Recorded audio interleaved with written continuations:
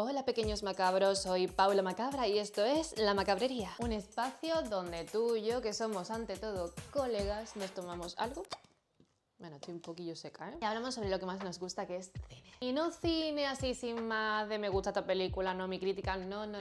Vamos a darle un punto más allá. Saber si está la película bien o mal está cool, pero lo que queremos es adentrarnos en la psicología. Personajes de la película que nos quieren decir a dónde quieren llegar y eso es lo que vamos a hacer justamente aquí. No soy ni psicóloga ni terapeuta, no soy una especialista en nada, simplemente soy una tía que le gusta el cine, le gustan...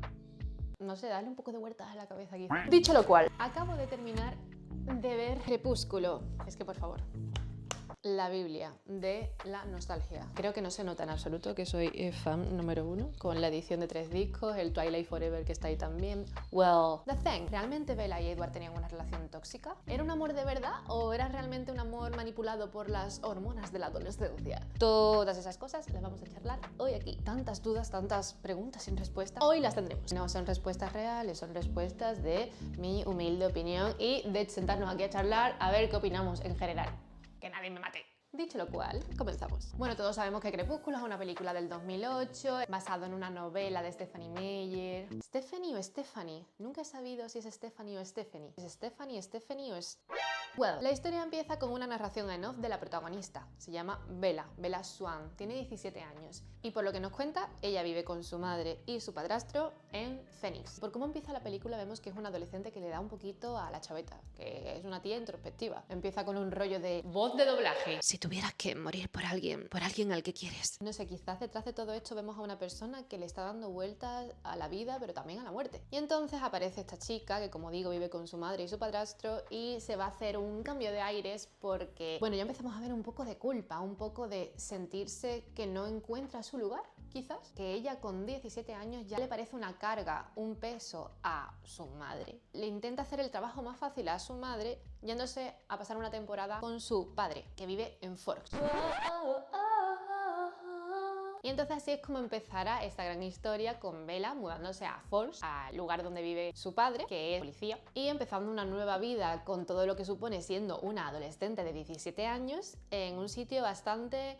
Bueno, ya con el filtro que nos pone la película nos podemos hacer una idea de lo sombrío y misterioso que es el lugar. Este filtro así, celestito, verdoso, que tanto me apasiona. Mira, yo creo que la película, o sea, esta edición, ha cogido totalmente el concepto del filtro azul. Aquí es donde empezarán todas las aventuras y desventuras de nuestros protagonistas. Cositas a tener en cuenta. El tema de la culpa y de parecer un peso, aún así, cuando todavía estás dentro de una edad lógica para que tu madre pueda ocuparse de ti, es algo bastante curioso, ¿no? Vemos que Bella quizá tiene una personalidad demasiado consciente para la edad que tiene. Vemos que es una persona que a lo mejor tiende un poquito a reflexionar, a la melancolía. Quiero remarcar, y no soy ni psicóloga, ni terapeuta, ni abogada, ni nada de esto, ¿vale? Lo que sí soy es locutora de voz, videógrafa, tatuadora y, bueno, un ser humano que vive en este mundo desde hace ya varios años y se replantea cosas. Bueno, vemos que la relación entre Bella y Charlie es un poco distante. Se ve que no tienen una cercanía tan asidua ni una relación tan típica de padre e hija, dado que quizás por la distancia se ven más de higo a breva. Aún así vemos que el personaje de Charlie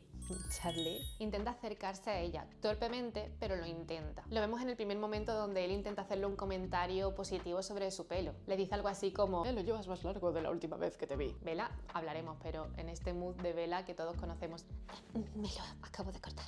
Y él es como, te queda bien. Lo hace de la mejor manera posible el pobre Charlie. Después, un poco más adelante, vemos más personajes de la zona, como por ejemplo el bar donde suele ir Charlie a comer y se encuentra a un compañero y a la chica que lleva el negocio. Y aquí lo más importante es la aparición de Jacob Black y Billy Black. Billy Black es el amigo íntimo de Charlie y Jacob su hijo. También a resaltar lo entrañable de la relación entre Billy y Charlie, que siempre me ha parecido como guay el modo que tienen de interactuar entre ellos. Y ahí ya vemos un primer encuentro entre Bella y Jacob, que dará parte a este futuro triángulo amoroso. Bella, aunque es una tía curiosa, vemos que desde el principio que entra en el instituto tiene como fama. No sabemos muy bien si es simplemente por el hecho de ser la nueva o es que tiene un imán para las personas. Es curioso porque aunque evidentemente esta película ha sido troleada y llevada hasta el límite y muy hateada, los personajes principales como Edward y Bella también han sido parte de burla durante toda la historia. Y sí, todos podemos comprobar que, como mucha gente ha dicho, Bella es bastante insulsa, torpe, no tiene nada,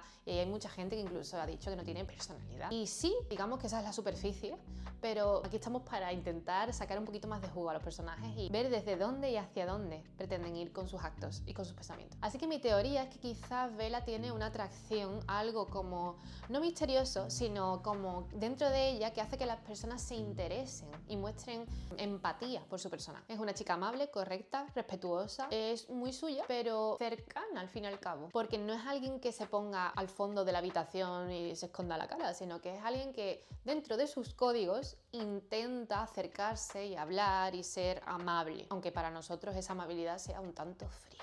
Escuchamos pero no juzgamos. Sin lugar a dudas, uno de los momentos más chulos de la película es la aparición de los Cullen. Ese momento totalmente de cine en el que todo está casi en slow motion y aparecen poco a poco los personajes y se les va presentando. Estos son hijos de los Cullen, un nota que, bueno, que al parecer va recolectando hijos. Dice Jessica, que por cierto, Jessica es un personaje que a mí siempre me ha dado un poco como de mala vibra, porque va del grupo de Bella e incluso podríamos decir que es la amiga más cercana que tiene, y sin embargo vemos todo el rato en sus expresiones como siente bastante envidia por Bella y como que no la termina de aceptar. De todos modos vemos que es un personaje cotilla, ¿no? Es precisamente la que le está dando toda la información a Bella de quiénes son los Cullen. Entonces, claro, se para el mundo y ya... ¡Tarán! Y apareció Edward. Una de las cosas que me encanta de esta escena de la presentación de Edward es el detalle de que, bueno, en ese momento todavía nosotros no somos conscientes de los poderes que tienen estos personajes. Pero hay un detalle que para los revisionados es súper chulo, que es que Jessica todo lo que está contando realmente lo están escuchando o lo está escuchando más bien Edward, porque Edward tiene el poder de escuchar las mentes de los demás, ¿no? Entonces justamente cuando Jessica está hablando de él y lo presenta, dice, pero ninguna es lo suficiente buena para él, o algo así. Y vemos cómo hay un plano directo de Edward reaccionando ante esa afirmación, como mirando así para el lado, como vaya. Aquí, señores, ya está todo el pescado vendido. Aquí es donde empieza todo el drama. Porque aquí ya vemos la reacción de Edward cuando se sienta con sus respectivos hermanos. Y parece que algo se le escapa de las manos. Y ese algo es Bella. Porque como luego se nos contará, Edward puede leer todas las mentes menos la de Bella. Y eso es algo que a él le inquieta.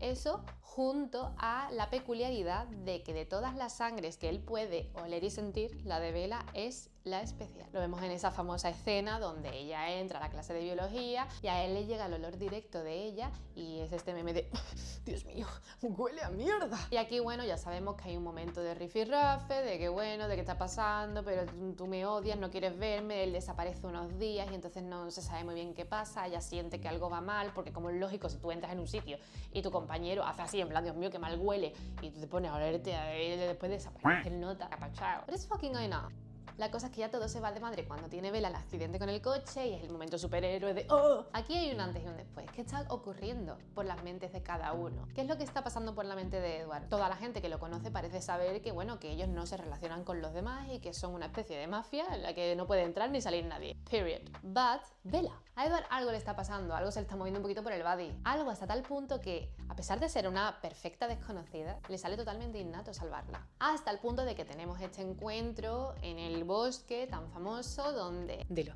En voz alta. Y todo este rollo. Entrando un poco más en materia de personajes, y bueno, cómo pasar por alto la presentación de Carlyle. Y bueno, entrando en materia tenemos a Bella. A simple vista parece una persona con pocas inquietudes, un poco extraña, claramente torpe. Y una chica, pues eso, un tanto peculiar. Podría ser una persona totalmente normal, tanto naif. Y que bueno, pues espera de ella un poco que estudie, a lo mejor que sea una estudiante mediocre tirando para alta y que no dé muchos problemas y que tenga una vida bastante normativa. Pero no, ya vemos con sus reflexiones que es una chavala que en verdad da mucho de sí. Una tía que se replantea las cosas, que se mueve de sitios preocupándose por los demás. Quizás tiene un exceso de culpa. Quizás la separación y el divorcio de sus padres le han hecho reflexionar de más y preguntarse cosas sobre cómo están los demás y la responsabilidad que tú puedes tener al respecto. Sea como sea, Bella no es una persona que se queda en el sitio. Bella le gusta investigar y seguir adelante con sus propósitos y sus cosas. Si ha visto algo raro en la actitud de Edward, va a seguir adelante. Quizás es un personaje terco, podríamos decir.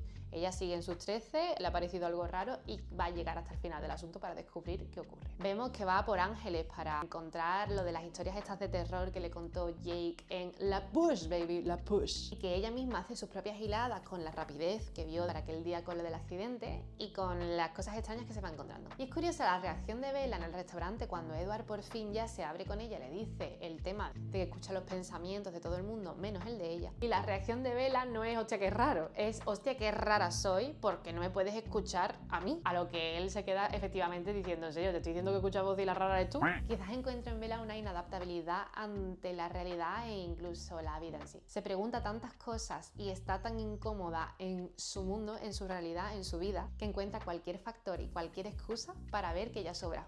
El marido de su madre tiene que hacer viajes y entiende que su madre quizás debería estar con él o le gustaría estar con él y ella es la que sobra, se quita de en medio. Charlie le dice que la deja demasiado tiempo sola en la casa, tal y cual, y ella no piensa en eso en ningún momento. Ella piensa que está bien, que Charlie debe hacer su trabajo, es demasiado comprensiva con el resto, pero quizás no lo es con ella misma. Y yo creo que todo este viaje va a ser precisamente un ejercicio de autocomprensión para poder entender qué es lo que le falta. Por eso ella es tan firme y tan incluso terca con sus ideas, porque en realidad creo que ella va a empezar en un camino que nunca antes ha encontrado de descubrir su verdad, que es saber lo que por fin quiere. Y aquí no estamos hablando de lo que está bien y lo que está mal, que eso ya llegaremos luego. Por otro lado está Edward. Edward es un tío de 100 años. Si ya nosotros nos encontramos a personas mayores, son personas sabias, que han vivido, que se le nota el peso de la edad. Imagínate todo ese conocimiento, pero en un cuerpo perfectamente construido para seguir con tu vida como si tuvieras todavía 17 años.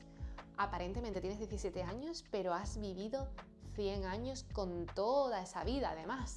Una vida de un vampiro, una vida de viajes, de un descontrol, de unas idas y venidas, moralidad, ética destrozada, lo que se debe hacer y lo que no, teniendo todo el poder en tus manos, sabiendo que eres invencible, todo lo que puedes hacer, tu deseo por la sangre, tu lado más salvaje y natural que es el tuyo. Al igual que en la sabana o en la jungla, se comen los unos a los otros y nadie se replantea nada al respecto, yo creo que Edward, los Cullen y en general los vampiros tienen ese momento en el que no ven límites porque se aceptan tal y como son, la raza o el tipo de persona o cosa que son, de especie más bien, pero los Cullen son unos vampiros atípicos, son vampiros que les dan también a la cabeza y que quieren dentro de su naturaleza también tener como una especie de justicia con los seres más parecidos a ellos, que estamos hablando quizás de los humanos como tal, y tener una vida más cívica. Y como bien explica Edward cuando habla sobre su necesidad de sangre, se llaman vegetarianos por beber sangre animal, pero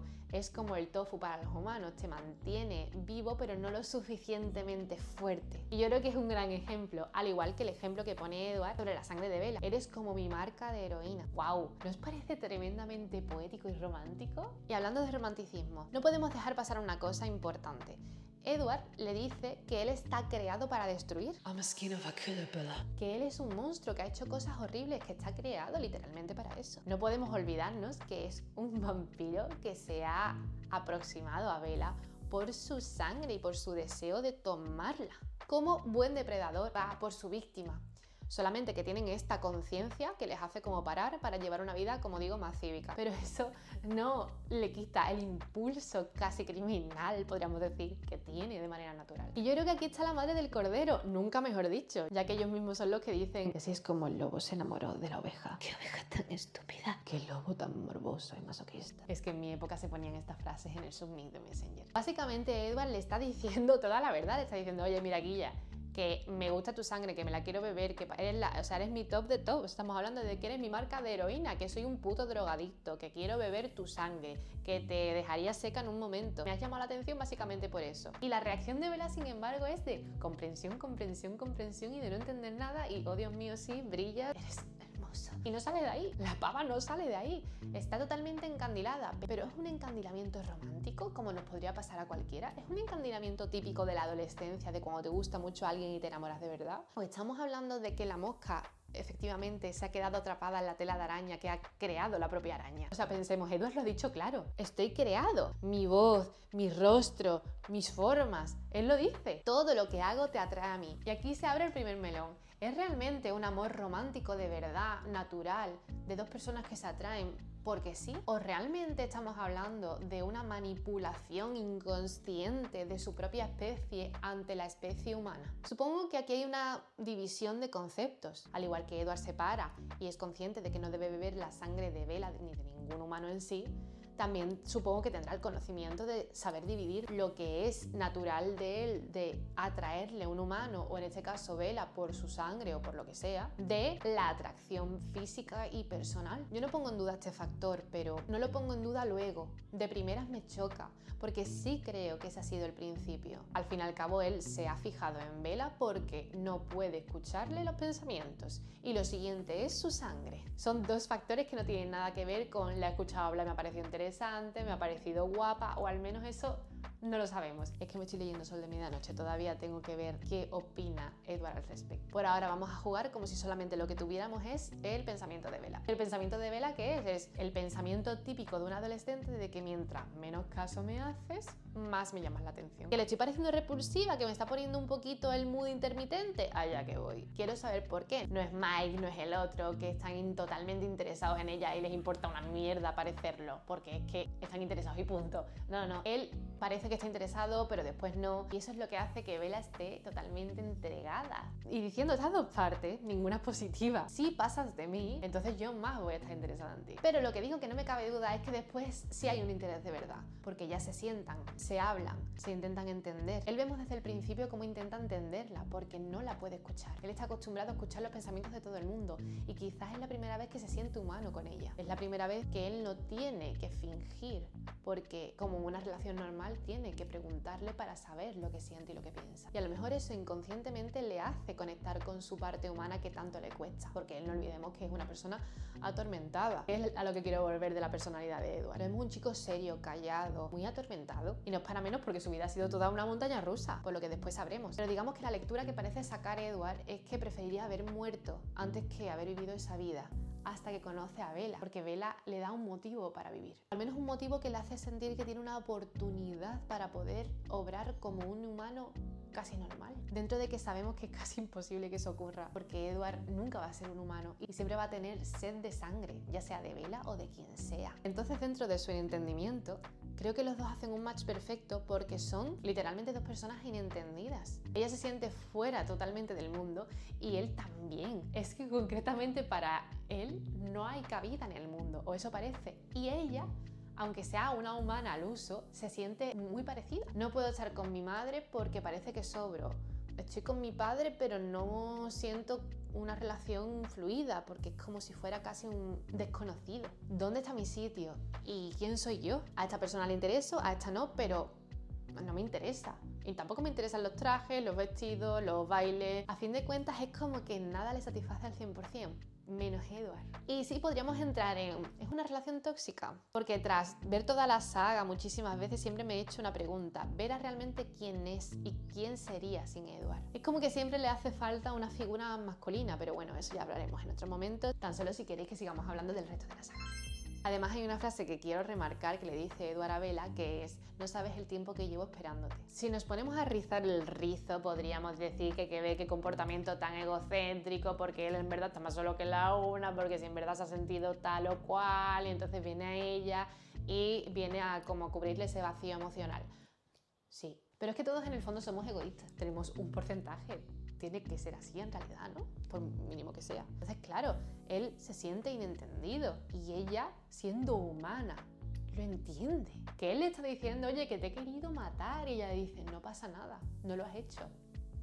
Imaginaos por un momento sentirse tantísimos años solo, ver la muerte de tu familia, de todos tus seres queridos y quedarte solo en el mundo, que el tiempo pase, tú no duermas, no comas, lo que te gusta y lo que tienes que comer no puedes porque socialmente está mal visto y te convierte en un asesino. Y a lo mejor para sentirte aceptado te tienes que juntar con más asesinos como tú. Es una vida un tanto miserable si tienes un poco de conciencia al respecto. Tú puedes llevarte toda la vida siendo un monstruo. Y después tenemos ejemplos como James y toda esta gente que, bueno, les da un poco igual, se aceptan tal y como son y actúan como vampiros. Pero aquí vemos que ante todo Edward no ha perdido su base. Le dice al final Carlyle cuando está intentando extraer el veneno de Bella: no olvides quién eres. Cuando una persona se siente tremendamente sola durante toda su vida y encuentra a una persona que vibra a su misma par, eso es una delicia. Y por supuesto que no podemos dejar pasar detalles.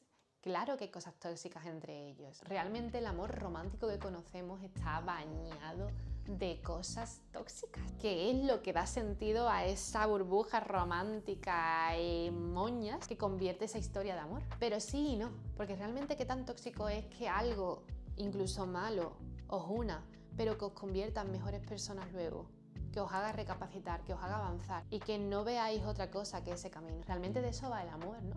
Cuando te juntas con alguien, vas a por todas con esa persona. Lo que pasa es que estamos en un mundo actualmente muy individualista. Y ojo, estoy súper a favor de que hay que serlo también, en cierta medida. Pero aquí estamos hablando de un amor atípico, un amor casi de Romeo y Julieta. No se conocen y ya se profesan un amor totalmente idílico. Y cuando digo idílico, no es porque sean Edward y Bella. Me refiero que quién no querría, quién no se ha sentido con la necesidad de cuando conoces a alguien muy poco tiempo, pero ya sientes cosas por esa persona, que sea solamente tu mundo, porque tú lo estás sintiendo en ese momento y que la persona te responda de la misma manera. Ellos ni siquiera se besan y se están poniendo no en palabras, sino en actos una lealtad completamente absoluta.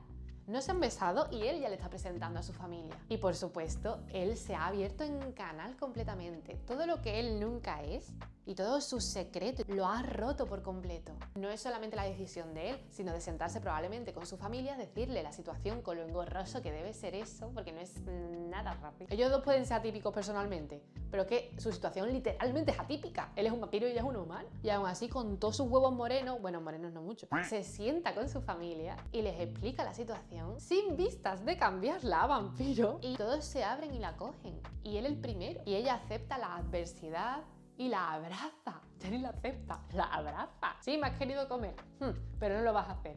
Incluso entro por las noches en tu casa y te miro dormir. Y ella incluso le gusta. No, la verdad es que eso es inentendible, ¿eh? Pero hombre, da un poco de mal rollo, Edward. Y Bella, míratelo. Pero bueno, el amor, supongo. Y creo que también va un poco en entender la lógica de los personajes. Como digo, Bella probablemente se ha sentido un poco incluso desatendida, sin tener padres que no la quieran, más bien todo lo contrario, pero ella quizás ha sentido esa hija que ha llegado quizás para enmarronar más a su familia que para otra cosa. Y ella de repente es tan importante para alguien que incluso para esa persona le parece fascinante verla dormir. No sé, de repente lo he sacado así como así. Pero no sé, es un amor quizá que se ha quedado un poco anticuado, pero que yo creo que en el fondo de todos, cuando vemos películas como estas, como Crepúsculo, es lo que hace que sintamos algo. Porque estamos claros que nadie literalmente quiere ser Edward o Bella, pero sí que en algún momento de nuestra vida hemos ansiado sentirnos de esa manera y tener esa complicidad y esa historia de amor más cercana a esta historia. Porque en el fondo todos nos queremos sentir aceptados y queridos. Ellos se aceptan tal y como son, con algo tan horrible como es ser vampiro y haber matado a gente, incluso haber deseado matarte a ti, su pareja. Y él acepta de ella su condición. Es una aceptación totalmente limpia y también que requiere un trabajo constante y diario. Ella no puede obtener de él ni siquiera un beso sin que él se entremezca, pero él aún así la besa. Y va en eso, porque todos en el fondo lo que queremos es, como diría mi querido Robbie Williams, Love Supreme. Un amor supremo. En esta canción Robbie Williams nos anima a tener un amor supremo.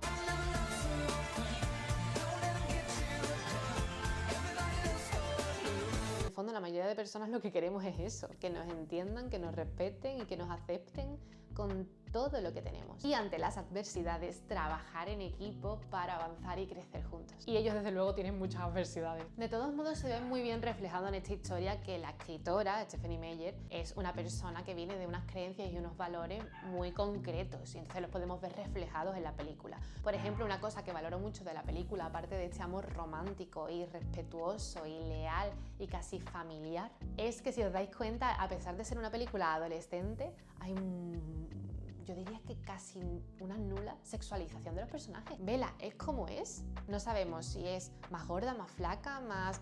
Solamente con lo que podemos ver un poco con sus ropas, que tienden a ser un poco así como de la época, que si pitillos, que si chaqueta ancha. No es especialmente una ropa que hace que luzca ceñida. Y Edward, por su lado, lleva siempre la típica cazadora del Zara que siempre hemos dicho todos que llevaba. Y aunque es un tipo que está hecho para parecer guapo porque va en su condición de vampiro, no creo que sea especialmente un personaje sexualizado. Solamente creo que hay una sexualización y es el momento en el que él se abre la ropa para mostrar cómo es ante el sol. Pero tampoco creo que sea una escena obscena o sexualizada. De hecho, creo que todo está llevado con un tono muy romántico. Y una cosa que parecen también compartir Bella y Edward es el sentido de la moralidad, lo que hace que Edward decida ser vegetariano y lo que hace que Bella decida tener esa valentía y esos cojones para tomar las decisiones y seguir adelante. Cuando los malos las van a perseguir, ella no piensa en sí misma, piensa en Charlie, que por cierto, esa escena para mí es terrible. Bella le lanza el discurso que al parecer le lanzó la madre a Charlie cuando le dejó, para que él no pueda decirle nada y no vaya tras ella. Yo ese plano de ella bajándose de la casa y metiéndose en el coche y Charlie esperando en la puerta viendo cómo su hija se va, me destroza. Charlie al final de cuentas lo que está intentando es ser el mejor padre que puede, con todo lo que conlleva ser un padre divorciado, viviendo solo, a la deriva un poco y siendo un tío bastante humilde, siendo una persona que es lo que es, que no tiene muchas vueltas y que él desde luego, aunque no sea el mejor, le entrega todo, aunque como dije al principio de manera quizás torpe, pero lo intenta con todo el amor del mundo. Y él le dice a ella incluso que puede cambiar. Es una escena bastante triste. También tenemos en los actos de Edward esta ambigüedad extraña de no quiero estar contigo, no, pero me interesa, no, pero desaparezco y no te quiero ver, no, pero quiero hablar contigo. Pero hay que pensar por un momento en lo complicado que tiene que ser saber todo lo que eres y el deseo que tienes por esa persona de comértela viva. Y a pesar de todo, no poder evitar parecerte interesante y querer tener una relación con ella, pero sabiendo lo que eres, de dónde vienes y lo que querías hacer con ella. Entonces esa ambigüedad creo que es bastante precisamente humana, de su parte más humana, de sé lo que debería hacer, pero no puedo evitar no hacerlo. Y eso hace que esté en esta montaña rusa y él sabe todo el precio que puede pagar Bella por estar saliendo con un vampiro siendo humana. Y ya por supuesto después tenemos la escena final donde Bella y Edward están en el baile, tal y cual, y todo el rollo, y Edward justo antes ha tenido un momentito bajo de yo tengo que irme, yo no puedo seguir haciéndote esto porque casi las palmas, literalmente por mi culpa. Ella le dice a él algo así como estoy viva gracias a ti y él le dice no, estás aquí por mi culpa. Claro, son los puntos de vista según los personajes. Ella, como lo acepta incondicionalmente, siempre va a ver la parte buena porque su amor ha triunfado. Y él, como siempre está viendo la parte mala y la parte buena, muy fácilmente va a conectar del por qué no tiene que estar con ella. Y las dos respuestas son lícitas, tanto luchar por el amor, aunque sea muy complicado, y el que a pesar de que haya amor, es complicado, por encima va mi preocupación por tu bienestar. Pues como digo, en la escena del baile vemos que ella está ansiosa por ser como él. Ella ya parece que ha encontrado su sitio. Cuando alguien tiene algo tan claro, hay dos opciones, o es una pirada o es que realmente ha encontrado su lugar. Cuando tú sabes perfectamente lo que quieres, vas por ello a todo. A lo mejor es el sitio de Bella, a lo mejor por primera vez sabe lo que quiere. ¿Es eso realmente? ¿O estamos ante una niña atada de quiero esto y lo quiero conseguir ahora? Porque al fin y al cabo podríamos pensar todos de manera lógica que Bella tiene 17 años y que no sabe ni siquiera lo que quiere y lo que no, y es una decisión que le va a afectar literalmente el resto de su no vida. Y también tenemos el otro lado, hasta qué punto es lógico lo que le propone Edward. Una vida humana, vivida hasta el final, con sus 20, con sus 30, con sus 40, con sus 60. Y Edward teniendo 17 años es algo que creo que es bastante inviable, incluso en la mente romántica de Edward y lógica. Entonces, ¿quién tiene aquí más peso de lógica ante el futuro de los dos? ¿O que todo siga su curso natural, como dice Edward? Y la película termina con una frase increíble. Ninguno de los dos cederá esta noche, pero no pienso rendirme, sé lo que quiero, dice Bella. ¿Realmente es cabezonería? ¿Sabe lo que quiere? ¿Estamos subestimando las capacidades de Bella o de un ser humano en general, teniendo 17, 40, la edad que tenga? ¿Qué está bien y qué está mal en esto? Bueno, es algo que seguiremos viendo con el transcurso de la saga, pero ahora mismo, hasta lo que sabemos, vemos que el amor de Bella y Edward lo puede todo, o eso parece. Sea como sea, yo lo veo de esta forma. La vida es decidir. Son decisiones en el transcurso de nuestra vida. Y si somos abogados del diablo y decimos, ya, pero es que esto es una decisión que va a ser para el resto de su vida de Bella y es algo muy tocho y muy importante. En este caso, queridos macabros, os diré que cada persona debería saber lo que hace.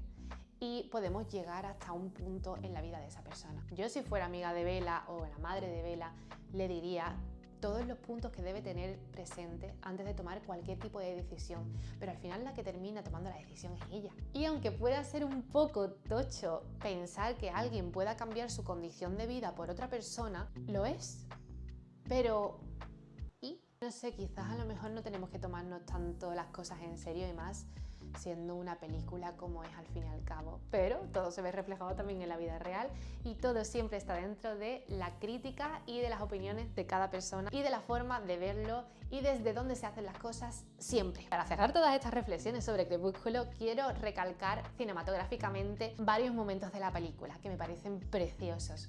Primero, resaltar la colorimetría de la película, que me parece increíble, con estos tonos azules y verdes, porque hace que la película tenga un ambiente oscuro, misterioso, pero también único, porque usa una fotografía que la hace diferente al resto con esa sobresaturación de colores, que por desgracia luego perderemos a lo largo de la saga. Tiene un ritmo tan pausado, melancólico y unos planos tan nostálgicos que hace que tú ansíes estar allí, como si quisieras formar parte de Forks. Y eso es maravilloso porque convierte a la cinta en algo que tiene vida propia. Después hay ciertos planos que me fascinan. Si tuviera que quedarme con un plano de la película, el plano del bosque, cuando están los dos tumbados sobre la pradera, está él brillando y ella mirándole con todas esas flores alrededor. No sé por qué me recuerda muchísimo a la creación de Adán, y unido a esa música tan melancólica y romántica que hace que te replantees si la vida realmente tiene un sentido, me parece la hostia. Otra escena a destacar es la escena de la casa de Edward, cuando él se la lleva por las alturas, principalmente porque a nivel de personajes creo que es el primer momento donde vemos una complicidad de los dos, donde están compartiendo algo divertido, despreocupados, teniendo una vivencia juntos. ¡Y qué vivencia! Y estando tranquilos, simplemente disfrutando del momento y disfrutándose a sí mismos. Ligado al momento de la nana de Bella, en esa sala casi idílica, porque Dios mío, con esas luces y esas sombras, ¿dónde carajo está ese cuarto? Pero lo hace totalmente ilusorio y fantástico y bello. Y como Bella lo observa, pequeños macabros, no hace falta que algo sea obsceno y explícito, porque simplemente el aura y las sensaciones se palpan en el ambiente y hacen que algo sea tremendamente íntimo, como ese momento en el que Edward le está enseñando esa intimidad del pianista que toca y ella está escuchándolo cuando solamente en ese momento está él para ella. Podemos ver perfectamente en su cara cómo está totalmente metida en sus dedos, en las teclas, en la melodía, y él en demostrársela a ella. Y los dos son uno. Esa escena está creada con tanta sutileza y con tanta sensibilidad que cuando tú la ves tienes una mezcla de algo entrañable, nostalgia, melancolía y sensación de sentirte que estás dentro de eso y de que ansías eso. Y la canción final de la escena del baile me parece increíble. Creo que se llama American Mouth. Parece preciosa esa canción. Es como un poema bastante extraño, pero me parece muy bonito. Y sobre todo que ella vaya al baile porque él quiere que viva todo lo que debe vivir un humano y que no se pierda nada. Es un acto bastante amoroso por su parte. Puede ser un poco paternalista si lo queremos ver en un modo más sucio, pero yo decido quedarme con la opción de que, bueno, se preocupa por ella. Y para terminar, siempre os voy a dejar una sección pequeñita. Siempre os voy a hacer una pequeña recomendación. Vosotros también me podéis comentar alguna. Primero, os recomiendo la película Nefarious. Así de primeras no es una película que tú digas, oh Dios, me va a ser la película de mi vida, pero sí me va a traer algo interesante. Es una peli que va sobre un abogado, creo, o un terapeuta, no lo tengo muy claro, que va a hablar con una persona que ha cometido un crimen y está encerrada y necesitan su punto para ver qué hacen con ella. Si al final terminan con su vida o un poco plantear el futuro de esa persona. Pero esa persona, el asesino, dice ser el propio diablo o un demonio en sí. So interesting. Y eso sería todo, pequeños macabros. Si queréis seguirme, no tenéis nada más que suscribiros por aquí al canal. Y si os interesa que sigamos hablando de la saga Crepúsculo, dejádmelo saber por los comentarios. Y dentro de muy poco nos volveremos a ver para analizar más películas, a ver qué piensan los personajes, desde dónde hacen las cosas e intentar empatizar un poco más con ellos y darle una vuelta de tuerca a todas las historias que conocemos y tanto nos gustan. Así que eso es todo, amigos. Nos veremos aquí en la macabrería.